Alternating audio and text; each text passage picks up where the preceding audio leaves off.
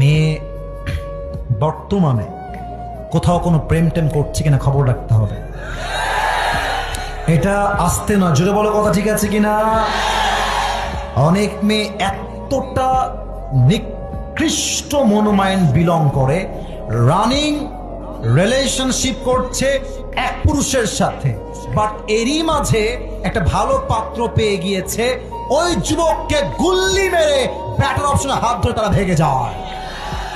এমন কোন মেয়েকে ঘরে বিয়ে করে আনা যাবে না যেই মেয়ে আর এক পুরুষকে ধোকা দিয়ে তোমার জীবনে এসেছে। মনে রাখবা, যেই মেয়ে আজকে টাকার জন্য অন্যকে গুলি মেরে তোমার কাছে এসেছে, আগামীকাল আর একজনের কাছে টাকা বেশি পেলে তোমাকে বাদ দিয়ে আর এক জায়গায় এসে ভেগে যাবে।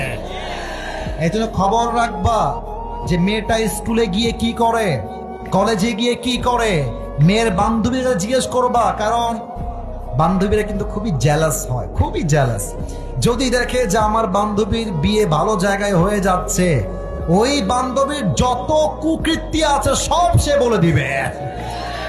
এজন্য মেয়ের বান্ধবীর কাছে খবর নিবা যে আমি হলাম ওই ছেলে যার কাছে এই চাকরি, যার এই ব্যবসা, যে এই করে সেই করে, একটু ভাব নিবা বেশি, দাম বাড়বে বেশি।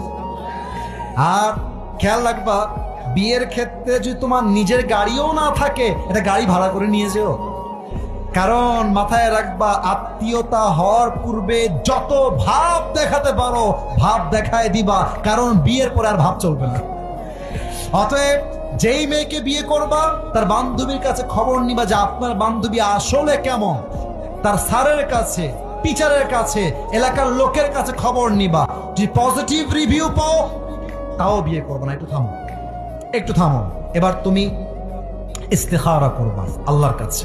ইস্তেখারা করে চিন্তা করবা যে আসলেই কি এই মেয়েটা আমার জন্য পারফেক্ট হবে কিনা, আসলেই কি এই মেয়েটা আমার সন্তানের মা হিসেবে পারফেক্ট হবে কিনা।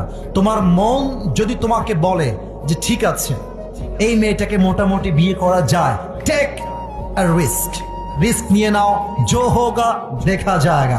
মাথায় রাখবা, পুরুষ মানুষের বিয়ে করতে কোনো ভয় নাই। প্রথম বিয়ে করবা ভালো মনে, যদি ভালো হয় ভালো হলো, শাদী মুবারক। আর যদি বউ খারাপ হয়, নেক্সট শাদী মুবারক।